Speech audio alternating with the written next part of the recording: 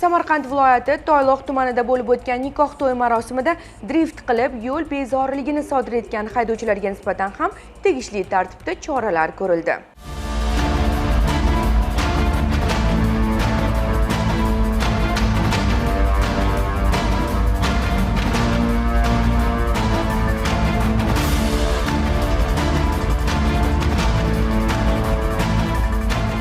Başqa chiqmayman to'yga, umuman to'yga bormayman undan keyin.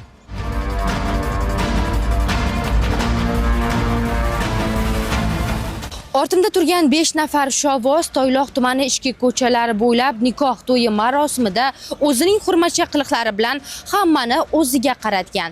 Ular drift qilgan, guruh-guruh bo'lib harakatlangan hamda transport vositalariga turli xil moslamalar, mayoqchilar o'rnatgan. Haydovchilarning har biri esa ayni paytda topilib, transport vositalari jarimalar maydonchasidan joy oldi. O'rtog'im taksi bo'lgandi, shunga borgandim, davlat raqamini eshitgandim. Rosa drift qilgandik, u tarqalib ketishini bilmagandik. Bu qilgan ishimdan pushaymonman, tavsiya bermayman. Menga o'xshab rushoy tortmasin, moy surtib, buksat qildirib, bitta to'yda qilgan jinniligimiz shunaqa narsalarga olib keldi. Takrorlanmaydi, pushaymonman. Bilmadik bunaqa oqibatlarga olib kelishini. Qilgan ishimizdan pushaymonmiz. Boshqa chiqmayman to'yga, umuman to'yga bormayman undan keyin.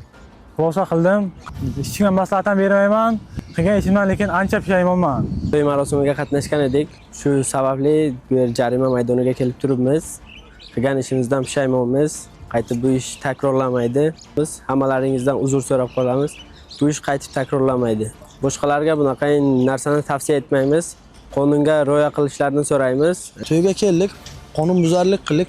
Boshqalarga endi bunday aydamasligini aytib qolamiz. Mana bizlar shunaqa aydadik, mana Stiankaga olib keldi, mana o'z jarimalarni to'lab, boshqa bunday qaytarilmaydi endi. Shu antina, migalka, shunaqa narsalar qo'yib harakatlandik. Uzun marketdan antina, migalka zakaz qilib, 200 mingga zakaz qilgandim. 200 ming mana jarima maydonchasigacha olib keldi. Shu to'yda chiroyli chiqish uchun zakaz qilgandik. Bunday bo'lishini bilmagan. O'zim tengi haydovchilarga aytib qolamanki, antina, migalka qo'yib harakatlanish maslahat bermayman. Boshqa qaytarilmaydi.